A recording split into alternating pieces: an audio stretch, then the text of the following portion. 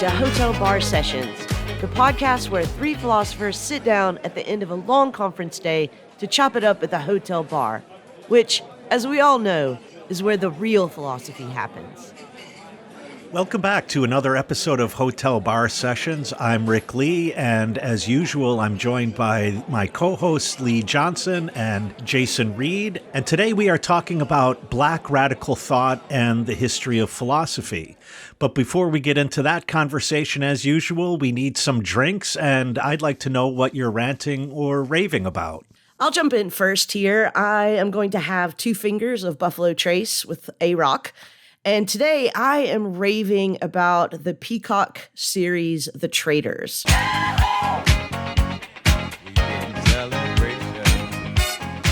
Now, I want to be very clear that I'm only raving about the Australian version of this series. There is a US version that has celebrities in it, and there's a British version where apparently all the contestants have forgotten about the British stiff upper lip. They're just a bunch of crybabies. But there is an Australian version that is amazing. And as a longtime fan and devotee of reality television, I have to tell you that the finale of this show made me audibly gasp. I could not believe what I was watching. So please watch it. It's only about 10 or 12 episodes long. Absolutely amazing. And you will cry in the end. It is so good. All right, Jason, what about you? What are you drinking and what are you ranting or raving about? Well, for my drink, I'm going to ditch the hooch for the booch. That's my new slogan I'm coming up for promoting kombucha. So I'm going to have a Synergy kombucha. I started drinking this when I had a nasty bout of food poisoning, and it goes well as a nice aperitif. And I'm going to rant about effacing history in the name of preserving history. For those of you who don't know, in January, Portland, Maine, or all of Maine, had a massive storm with some of the highest tides ever recorded. And in that storm, many structures and buildings were destroyed, including 200-year-old fishermen shacks that stand on the end of Willard Beach in South Portland. Oh. They were washed away into the sea. And as someone who visits that beach regularly with my dog, the shacks are nice. They make a nice little photo op. They're always there. But there's this idea now to rebuild them. And I just have a problem with that. I would much rather confront the real history we're living through, record-breaking tides and ocean rising, than try to preserve this quaint Mainer history of these old fishing shacks, which they're not functional. They haven't been functional for years. They are there for photo ops, as I said. Not anymore. Not anymore. So we have 2 guests this week, Biko Mandela Gray and Ryan Johnson. So I'd like to welcome you guys to the show and get your rants and or raves. Biko, do you want to go first? I guess I can. So you all were talking about drinks that you like to sip. I'm always a fan of a Macallan 12 neat. Nice. Usually a double, but that's when you have money. So, at the end of the day, it's my kind of carrying on, but I love a good Macallan neat. I've been ranting about this for a very, very, very long time, and I'll just leave it at ceasefire now. That's my main thing, is that I'm really concerned about the death toll in Gaza and just watching as the devastation continues to rise and the buildings are being demolished and entire neighborhoods are falling to the ground. And it's one of those things that I'm horrified at how many world powers can sit here after this amount of time and not demand for a ceasefire right now. So that's what I've been ranting about. I'll be ranting about it moving forward. Preach. I hope you don't have to rant for too long about that. I hope so, too. I'm really hoping that this ends soon, but the death tolls are incredibly high. And so, anyway. Ryan, what about you? Thanks so much for having us, by the way. Super exciting and fun and honored. So I think I usually get an aviation. Oh, nice. It's like a morning drink, right? And, I think it's a rave that I've recently encountered people who want to rant about the newish film Zone of Interest.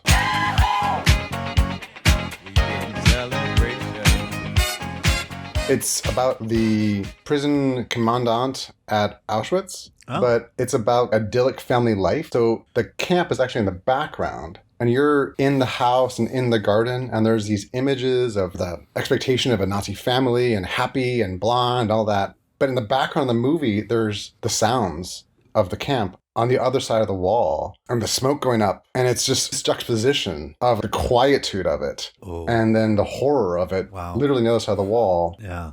And then the last 5 minutes or so, it was the most amazing thing I've seen in a long time in film. I don't want to give it away, but it switches between that world. And by the way, it was actually filmed at Auschwitz, not in the exact house where the commandant lived, because that's been occupied since the war by a private person. So they rebuilt another side of a different wall. It's horrific and shattering, and I was so moved by it. I'm using it to begin my class next week. It's really good, yeah. Yeah. Wow, I'm going to have to check that out. That sounds amazing.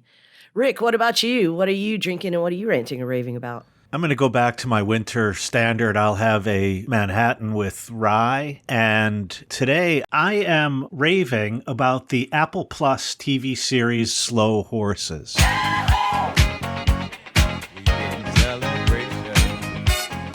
I don't know if you've all seen it, but it just is a lot of fun. It's a spy series with some action and so on. It's also very funny, and Gary Oldman is in it, and he's fantastic. I think it's just a really great, fun series. Very low stakes, which sometimes I need. Yeah. So, Jason, I know today we're talking about Black radical thought and the history of philosophy. How are we going to approach it? Yeah, well, I'm very glad that we have Biko and Ryan on the show, co-authors of one of the best books I read in the past year, Phenomenology of Black Spirit. Wait, the year's only 3 weeks old. I said past year. Do I have to start over? No. No, okay. So the book manages to do two remarkable things at once. First, it extracts from Hegel's Phenomenology of Spirit figures of consciousness, the famous master and slave, but also stoicism, skepticism, and unhappy consciousness, making them less stages in the progression of Western philosophy and more general ways to think about subjectivity and its engagement with the world. Second, by reading these figures against the history of Black thought, juxtaposing Frederick Douglass's narrative of slave revolt against Hegel's famous master and slave, and reading the struggle of faith and devotion against the lives of Martin Luther King Jr. and Angela Davis, it draws out the profound challenge of the Black radical tradition to the history of philosophy. It is a stunning demonstration of a relationship to philosophy that is at once creative, breaking the boundaries between exegesis and history, and politically committed, reading for the struggle for liberation. And talking about this book, I hope we can talk about bridging the gap between the history of philosophy and the history of struggles for liberation, what the two different histories can offer each other, and how they can not only transform each other, but transform what it means to do philosophy.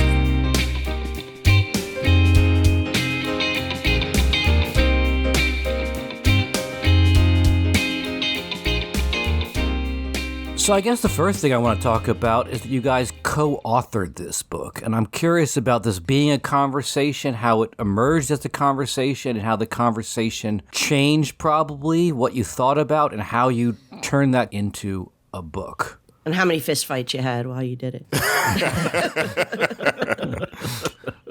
0 fistfights. Yeah, 0 fistfights. You want to go, Ryan? Sure, I'll start. I guess the first thing is that it started at a conference that a friend of ours, a very weird but lovely man named Dustin Atlas, and I threw in Dayton, Ohio. I presented in the morning, this weird thing about eating God, and then Biko was presenting in the afternoon, think about Toni Morrison, Levinas, and the white voyeurism for Black suffering. And I remember sitting at this table very physically and looking at Biko and just having this excitement and thinking, I want to think with him. Oh, nice. Then later in the day at the hotel bar, literally, after a few drinks, we were talking and I said, hey, I got this idea for a book. I know I just met you, but would you want to do this? You know, we ended up actually on the same flight to this conference. And I was like, oh, there's this cute dude who's sitting over here type of thing. You know, not being creepy or anything, but like, oh, he's handsome. Come to find out, he and I both end up landing and seeing each other at the hotel and all those things. We're like, oh, we're at the same conference. And yeah, you know, Ryan presents, and he has a student eating pancakes in the back talking about eating God. And I'm like, oh, this is a completely different way of doing philosophy. I was nervous. You know, I was sitting there like, I'm trained in philosophy of religion. We do things a little differently over there. But he presented a paper on Toni Morrison and Heidegger and Levinas and questions of suffering and violence, and came to me at the bar and said, hey, do you want to do this? And I said, you know, I don't really know. Like initially I was intrigued. And so I was like, sure, let's see if this can work out. And then Ryan invited me to give a lecture at Elon. And after I did this lecture, which was an early chapter of another book that I wrote, we had a weekend and we just sat down and read Hegel together. Wow. And so I ended up learning a lot more about about different nuances. You all know the typical understanding of the dialectic, at least in religious studies, is thesis, antithesis, synthesis, this kind of thing. That's how we learn it, and it's much more dynamic than that. And so Ryan was showing that to me. We had agreed I think even before that, we had agreed to do it. And we just kept working through it. And I will tell you, there were no fist fights, but there were definitely moments where I would be like, Ryan, this man is justifying the history of suffering. That every move is a Theodician move, that kind of justifying of the violence. And so I was like, in relation to Black studies, in relation to Black life, how are we going to square this? And Ryan makes his claim. He says, what if, he said it a couple times, but it hit this time. He was just like, what if we consider that the slave is the thing that develops after the master-slave dialectic, not the master? So what if we read it that the protagonist was Black? And I said, let's see what shakes out. And we continued after that. What intrigues me about the story that you both just told is you decided to read Hegel.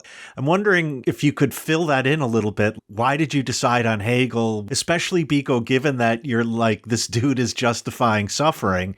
Why, of all people, Hegel? I mean, initially, it got put to me as a question. So Ryan was just like, hey, I've been working on this person and thinking about doing this thing, and I wanted to know what you thought. And so part of it was that I had signed on to this project. I think after I started reading him, though, like for real reading him, not like, oh, you're in grad school and, you had to write a paper.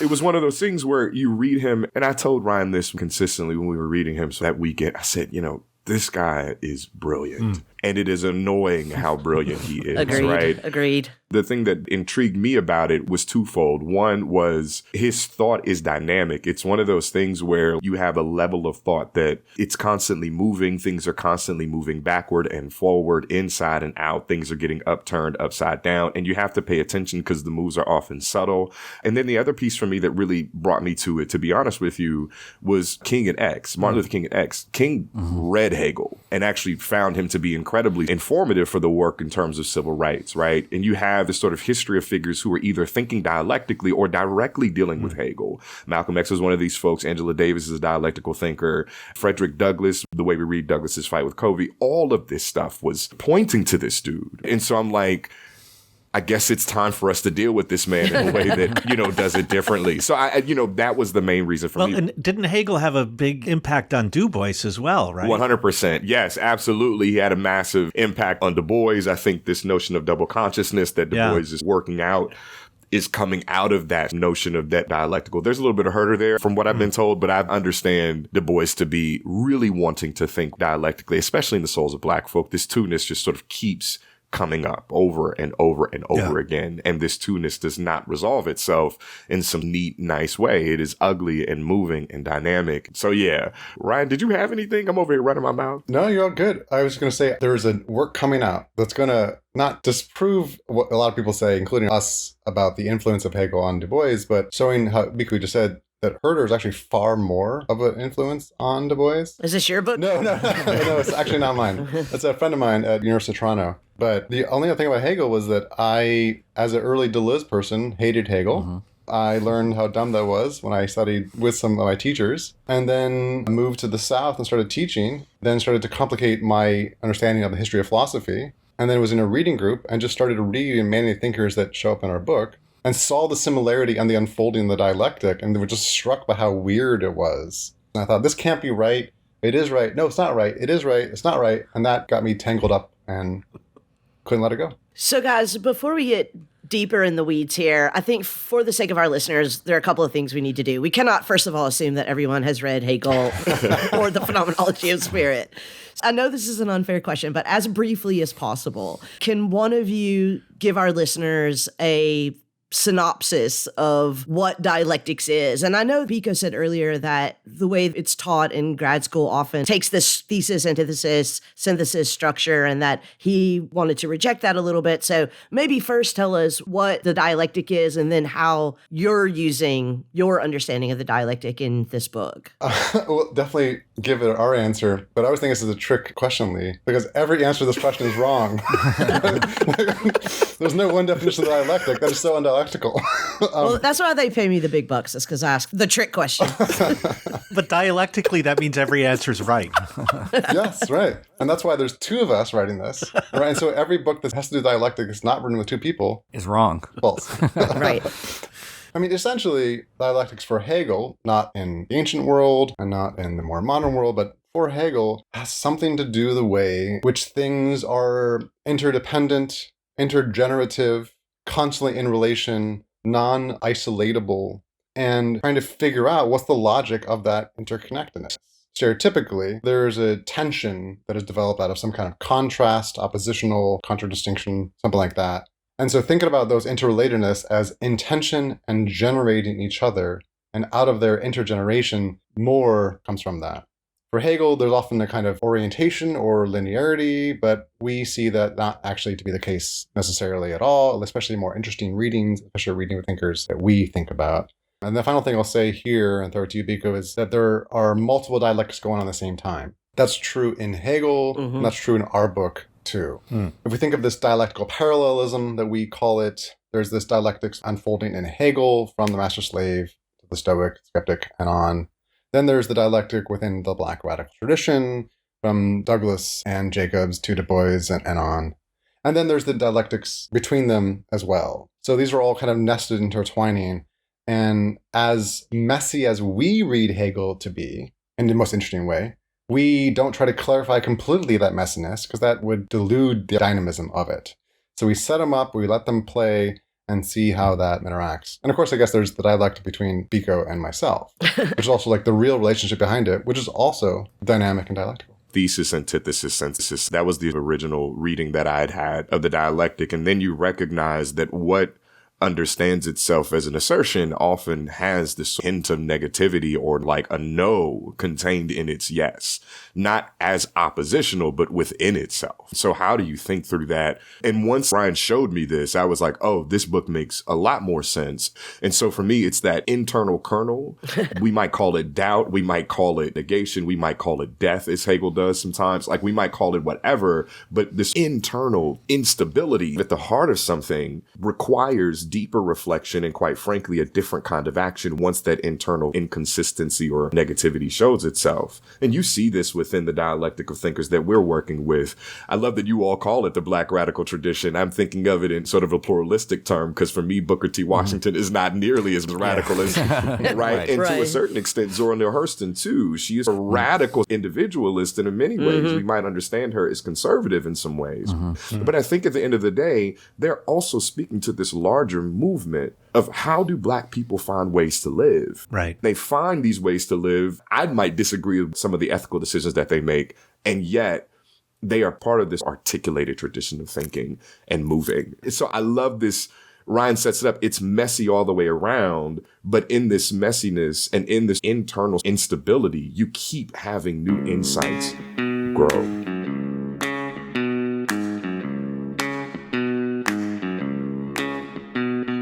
Did you know that Hotel Bar Podcast is more than just a podcast? We are a fully online, cross-brand synergy platform of content creation. Actually, that's not true. Those words are meaningless. But you can follow us on the app formerly known as Twitter at Hotel Bar Podcast. There you can find the handles of all the co-hosts as well. You can follow us all or pick your favorite. If by the time you hear this, Elon Musk has burned down the servers to collect the insurance, you can also find us on Facebook or YouTube. Just look for Hotel Bar Sessions. Wherever you find us on social media, you can contact us with ideas, complaints, and questions. You can also email us anytime at hotelbarpodcast@gmail.com or visit our interactive page at hotelbarpodcast.com. No matter how you get in contact with us, we're always glad to hear from you.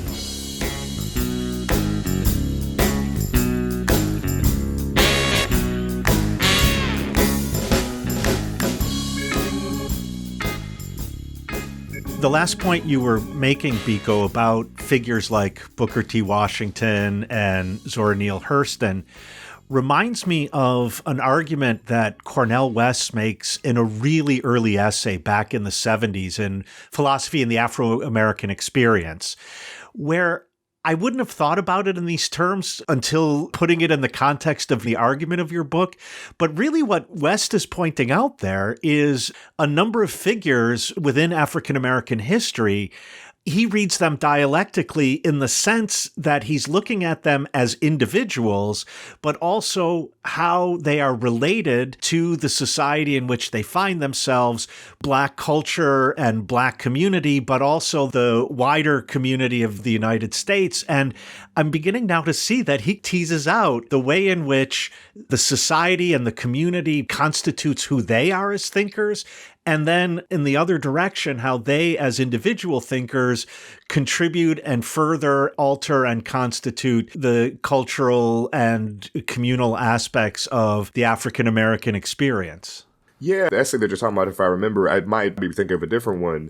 He has a typology at the end as well that he thinks through. Yeah. And one of the things that I would say is to just echo you is, these folks are in context and yet they're giving voice to these larger societal dynamics. It's more or less difficult to see depending on the thinkers that you deal with. So, for example, Harriet Jacobs is caught up in this Christian context. And so in very real ways, my question has always been, how much is Lydia Marie Child editing her words? This white woman who's a Christian, she is situated in a context in which Christianity, particularly Protestant, prudish Christianity, is dictating the sexual ethics of someone who really doesn't have the kind of agency that someone else might have. Right. And so I bring this up just to say there's this twofold play. On the one hand, she's situated in this, and on the other hand, she's giving voice to so many people who may or may not have had to deal with the same kinds of sexual violence that's operative there. And when we situate them both within that larger historical context that they're in and in this larger dialectic of Black spirit that we're showing,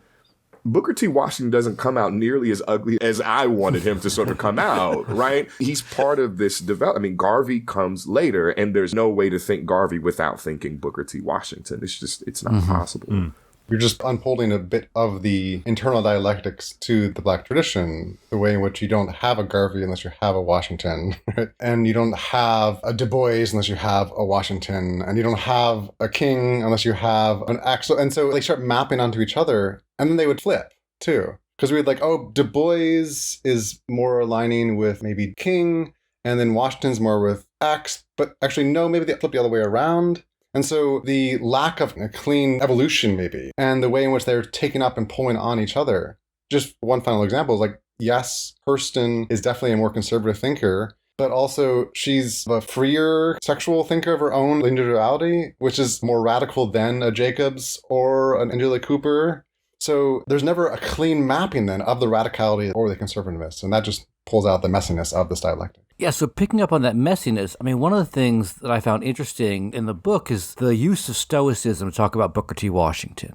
I don't remember the lines, but when Hegel introduces Stoicism in the section from the Phenomenology, he talks about it emerging in a culture in crisis and conflict, and how the Stoic turn to their own inward sense of their own freedom is a response to this hostile environment. And to me, the concept from Hegel situated on this very different history into the early 20th century, like it changed the way I thought about Stoicism, but also changed the way I thought about Booker T. Washington. As you were saying, because he doesn't come off as bad because in some sense, this turn inward is kind of an attempt to deal with if a world doesn't recognize you, if you can find no grounds for recognition in the world, you posit, as you point out, this future recognition, right? This one day, my actions will be seen as worthwhile. Not in the world around me, because it's a world of denigration and exploitation, but a future day I will be recognized. Yes, Washington's turn inward is in many ways foreshadowed by Harriet Jacobs's hiding in the crawl space, right? That there is this odd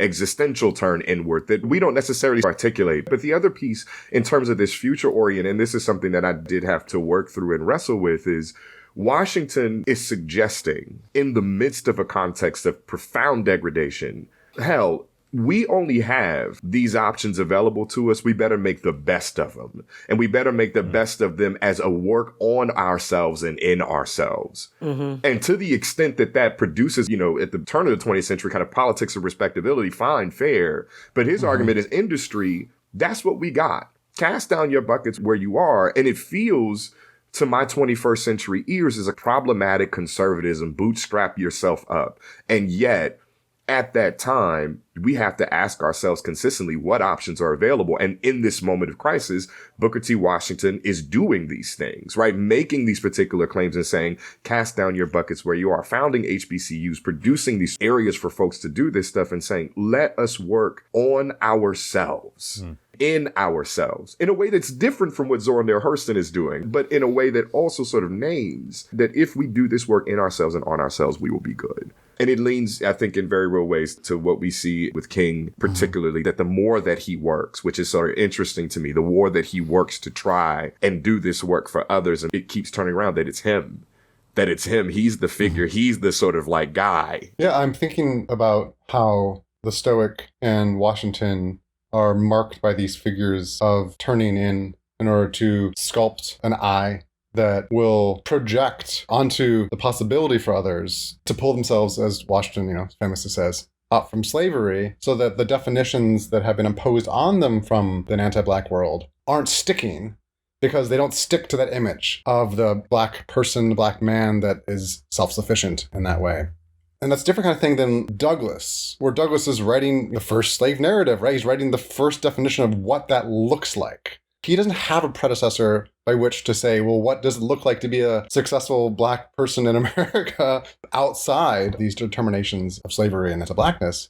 And then what allows Washington to be that position, I think, is having Douglass, right? And then being able to see what does it look like on myself, to see Douglass outward and then to turn inward, and then doing that to then project onward to this future community, external self-sufficiency. And then it gets messier there because now after Douglass, I think just the men here, which, we want to also include the Stoic women, in this case, Ida B. Wells, right? And what does that look like? You have this debate, almost war against Washington and Du Bois about who's the heir of Douglass, down to, in fact, like wanting to write the book on them. And the person who won out, who got to write the first book, was not Du Bois, it was Washington. And so he got to shape what was that picture of that successful Black person and project that forward. I'd like to go back to something that you said in the first segment, Ryan, about Hegel's dialectic of lordship and bondage, the master-slave dialectic, which Jason famously calls the hit track of the phenomenology, the one that everybody knows, right?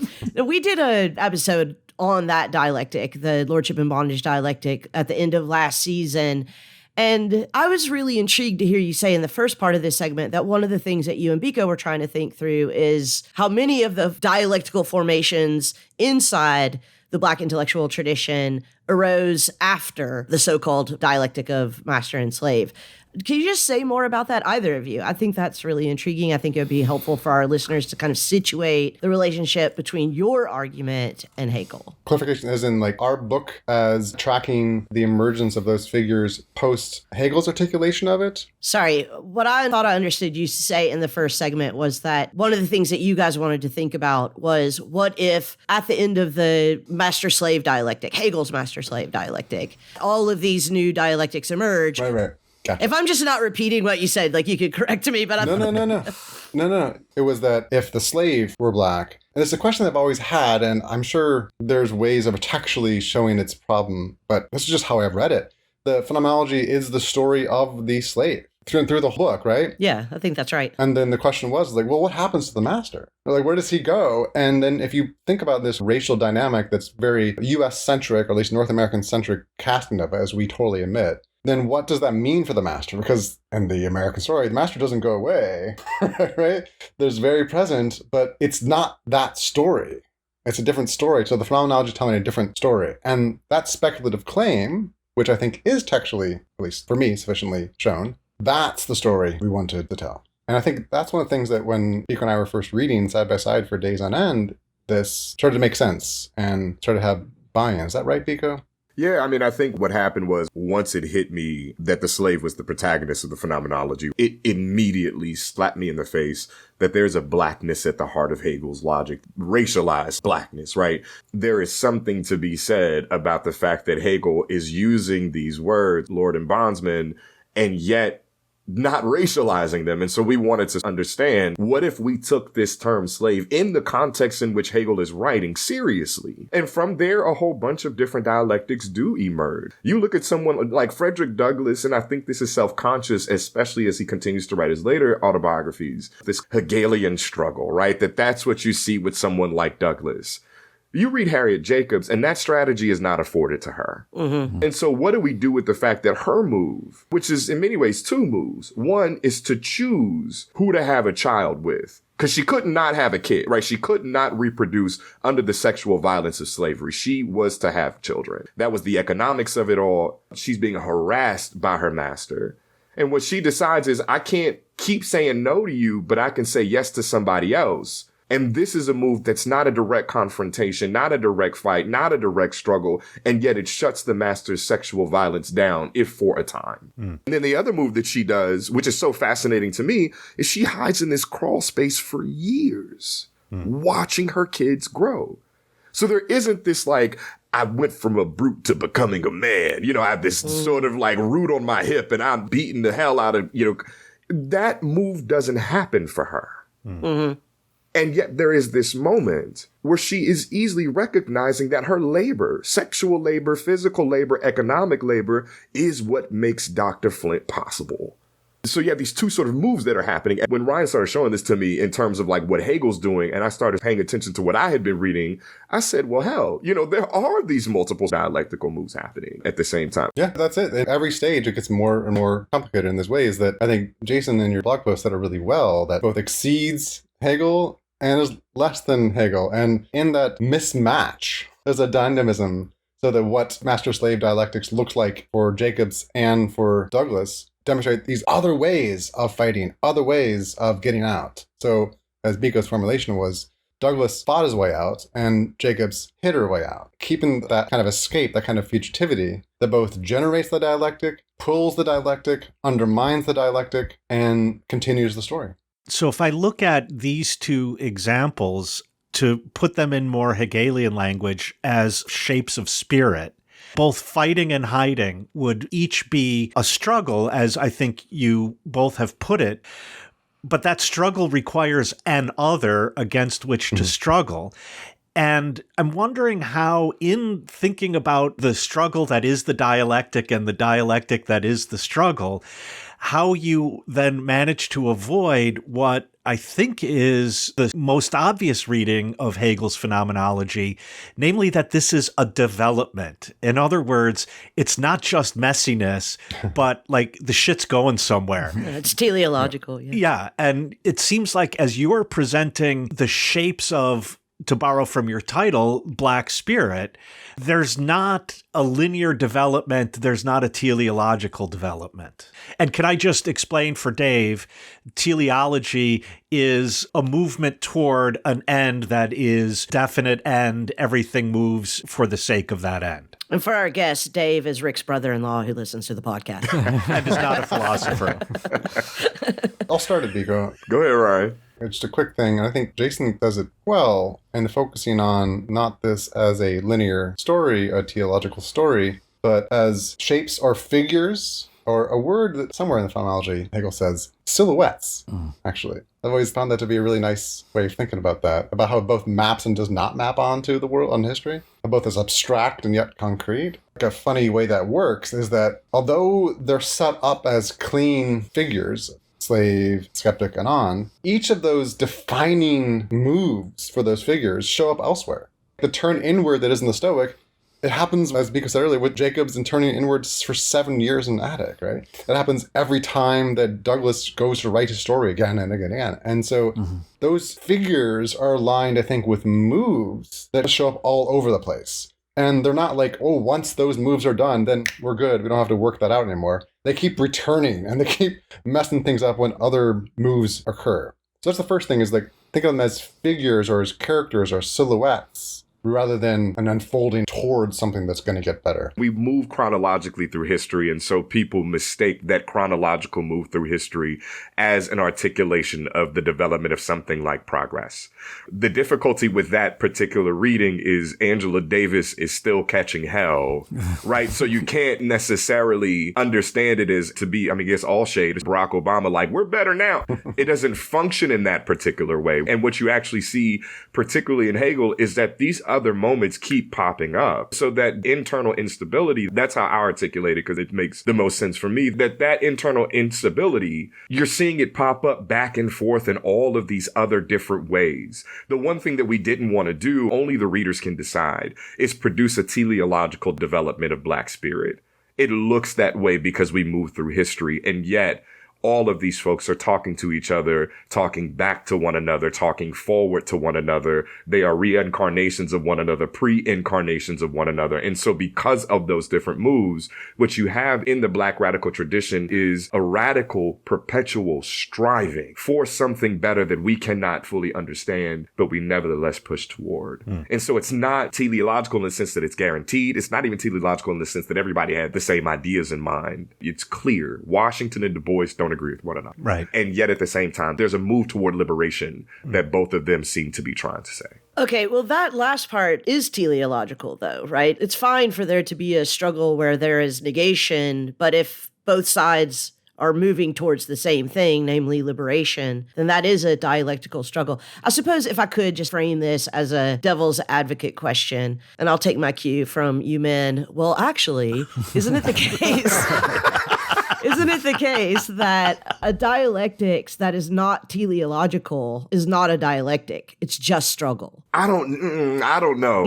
I'm thinking through. I'm not sure. Well, I mean, since you mentioned both in the book and Biko, you mentioned in your last comment, Angela Davis, who comes out of a critical theory tradition in which there is a negative dialectics, that the whole operation of it is to show the power of dialectics in a non-teleological context.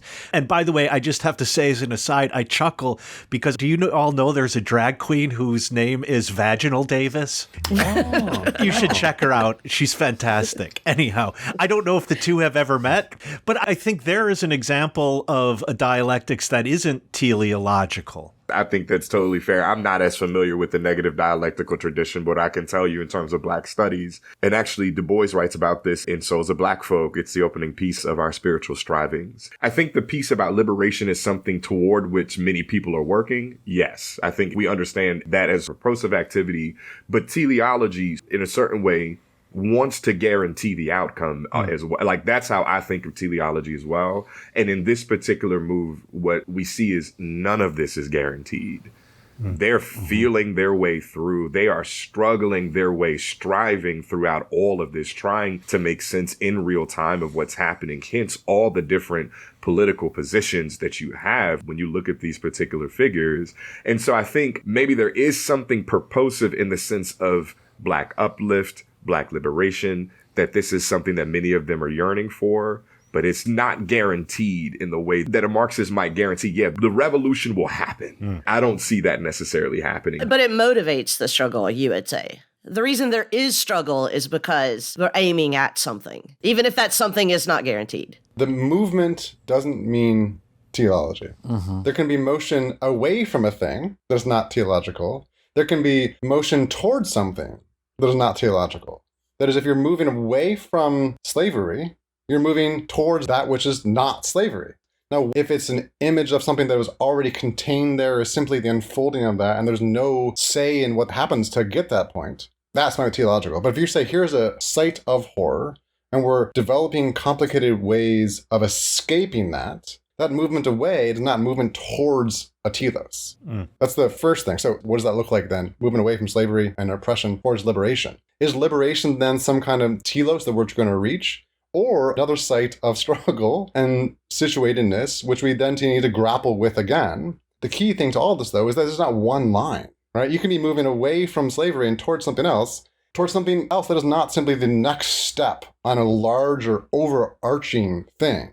King would be a theological thinker, right? Yes. This arc towards justice, but as always subject to contest.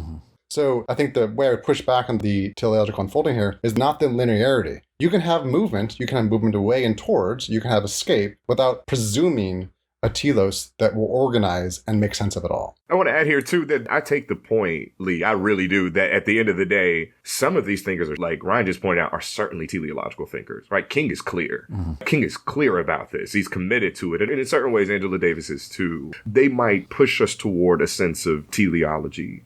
But then when you look at them all together in this mishmash, like it's a Monopoly game, except without the capitalism. Like you're going in circles, right? That there's a particular way in which we're constantly circling back, and going into different places, making different detours, all of these different things. And so King is definitely teleological. X, I'm not so sure. Garvey absolutely is teleological. Africa is the goal. Like, so there are folks who are doing that. And yet, how do you square Garvey's Pan-Africanism with Zora Neale Hurston's forget all of that, we gonna turn to us and love on ourselves, right? How do we think through all of those things? For me, it's a gentle pushback in the sense of like, individually, many of these thinkers are teleological. The overarching move for me and for us is what Ryan said, that it's not necessarily linear in that case because there's all of these jutting outs of different directions.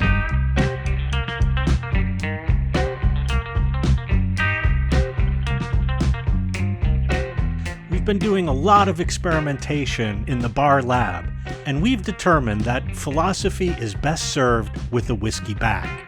Unfortunately, all of that experimentation has run us up a hefty bar tab. You can help us defray the costs of this podcast and keep us independent and ad-free by signing up to be one of our patrons at patreon.com/hotelbarsessions. If you'd prefer to make a one-time donation, or several of them, just visit our website at hotelbarpodcast.com, where you'll find links to support this podcast through Venmo, PayPal, or Cash App. Now, we know this sounds like begging, but really, no, it's actually just begging. So press pause for a second, go donate to the podcast, and then come back for the rest of the conversation. We'll keep pouring profound thoughts one episode at a time.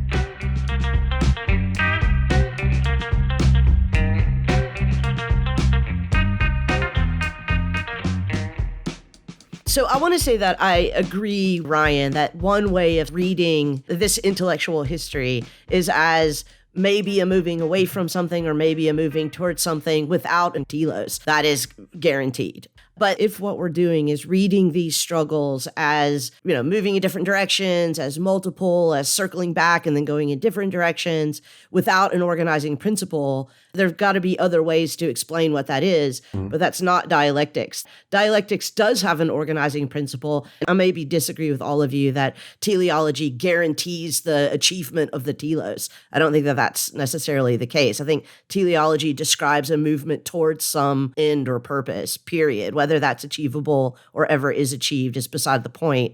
But dialectics gives us a way of understanding struggles as struggles. It gives me a reason to say, oh, there's a contest between King and X, right? I can understand it in the context of an organizing principle of a move towards liberation where these two guys are negating each other's paths towards that end. I'll be brief here. I appreciate this. My only thinking here is that if we're talking about an organizing principle for the movement of Black life and Black thought, it is negation or nothingness. Calvin Warren writes a book called Ontological Terror and articulates Blackness as nothingness, and he calls it Black nihilism, so on and so forth. We've had conversations about the distinction between negation and nihilism, all of that kind of stuff. What I will say right here is that this is a story that is in part about Hegel and also a story about people who have been said to be nothing.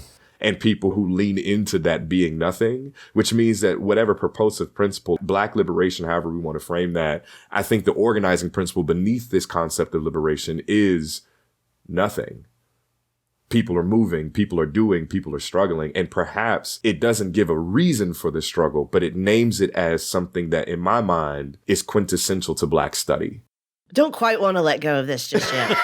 And I'm really sorry, but just to respond directly to what Biko just said, I mean, Biko, you said earlier that when you read the Lordship and Bondage dialectic, you said there's a blackness to the bondsman. right? There's also a femininity to the bondsman, the bondswoman. So we could read the same story. And I'll just say, as a woman, just as you've described the history of Black thought, there have been the same struggles, the same disagreements in the history of feminist thought. I do believe that they're organized in the direction of liberation. And I do believe that the process towards that is one of negation. I do think Hegel's right about this, but I don't think that the organizing principle of the struggle is negation itself, because, if presented with liberation, women would not negate it, would not say, okay, now here's the next thing to negate. I hear you. I mean, I would nuance a little bit of what we mean by women. I'm thinking about Horton Spillers here and questions of Black women as being ungendered, but I take your point. The only thing that I would respond is, as I'm thinking about someone like Horton Spillers, is that she might actually negate liberation on a feminist track, not because she doesn't want it, but because she would first be interrogating, well, what does the liberation of women mean when you have a group of folks who are ungendered? I'm just simply suggesting that when it comes to Blackness, all of these things are up for contestation. So I think you're right that in many ways, there is teleology happening everywhere for many of these thinkers. I think for someone like Zora Neale Hurston, I don't know if her move is, look, we really want liberation for Black folks. She's just simply saying, I want to be a person. And to the extent that that desire to be a person is teleological, I think that's absolutely right. But I think this is also someone who died penniless. And I also think in terms of Black feminist tradition, Angela Davis included, there would be questions about what constitutes women's liberation. How might we think about that? Because Black liberation has often been coded as male. And this is what we try to show with many of the women figures, is that all of these things that are presumed become under contest, become called into question. Totally agree with that. Yeah, that's how I would think about it. And I got to say, Lee, thank you for that question. We're processing it, like, seriously. We're thinking it through, yeah. One of the things I think is really interesting that comes up in your book and comes in this conversation is not just the telos and the direction, but also the repetitions. Like certain figures occur again and again in Hegel. But one of the things that occurs again and again in Hegel is work. Marx's criticism of early Hegel was that Hegel has a concept of work, but it's an abstract concept. It's not connected to the reality of work. And I think you kind of echo that when you say that work cannot be the thing that liberates the slave, because the work is the reason for the slave's existence. But then I also think it's interesting that work repeats in your book. There's the whole question of work as dedication. How does work become a practice? How does work both affirm and negate the self? At the end of the day, we're trying to think of a philosophy that would become a practice, and how work functions as a way to both think about things, but to show the reality that exceeds our thought about the world as well, like a materialist sense. I'm thinking the question of this book and the direction it points to in thinking about a kind of practice, both a practice of philosophy and a practice that goes beyond philosophy. Just to show how complicated what you just said, Jason, is that there's this critique of the Hegelian idea, perhaps, of work will set you free, brutally repeated later on. While Douglass has to fight his way out, or Jacob has to hide their way out, think about how work shows up in Washington. Mm-hmm.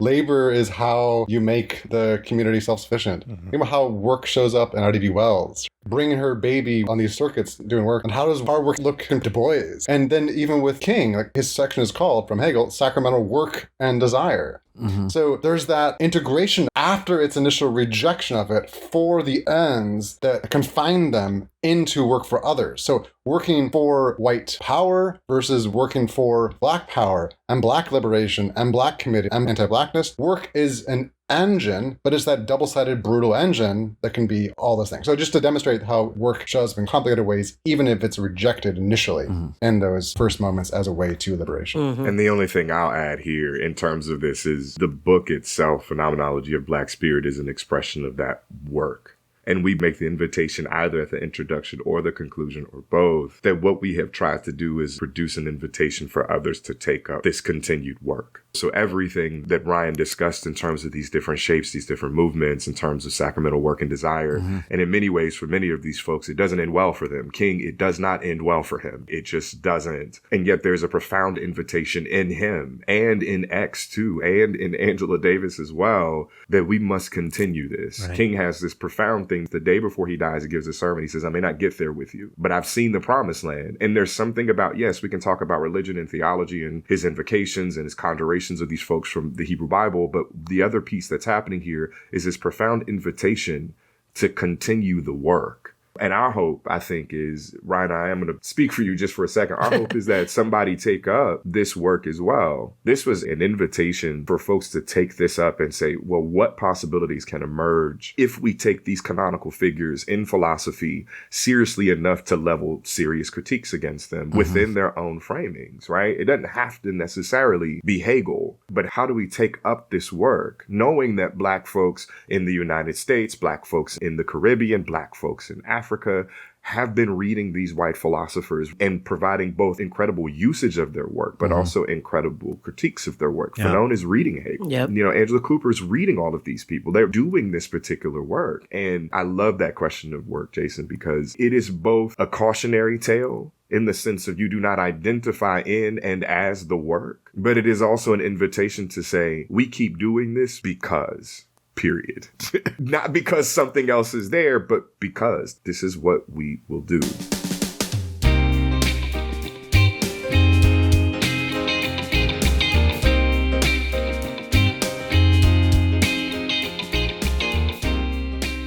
Well, you guys, unfortunately, the bartender has given us last call.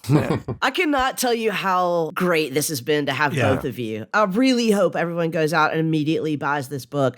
We are so lucky to have had this conversation, and I wish we could do a second version of it, or like whatever, a sequel, part 2. There's so much more to talk about. Yeah, because I want to come back and talk more about dialectics and why I have a different view of dialectics, I think, than Lee does. But you know who's not interested in the dialectics is the bartender. So I want to join Lee in thanking you for joining us. This has been really great. I want to also join Lee in saying buy the book. Yeah. And then a separate plug. The book is published by Edinburgh University Press, and I think Edinburgh is doing some of the most interesting publishing in philosophy and in theory today. So y'all should check it out. And Edinburgh, call us. Yeah, thanks a lot, guys. This has been great. I just want to also thank you all, and really thanks Jason for the kind words he's shared. Of course, an honor just to talk with you. I admire all you individually, and so it's nice to actually sit down at a bar and talk with you. And I'll just say thank you all as well. I super appreciate this conversation. Lee, I love the conversation about teleology and all of that. I'm going to be thinking about that for some time, and just really thankful to be here. And time flies when you're having fun / having drinks. But, but I think at the end of the day, this has been so riveting, and it helps to situate what we think we were trying to do. And we're just thankful to be able to talk about it. All right, guys, we will catch you for the sequel. I'm looking forward. Bye-bye.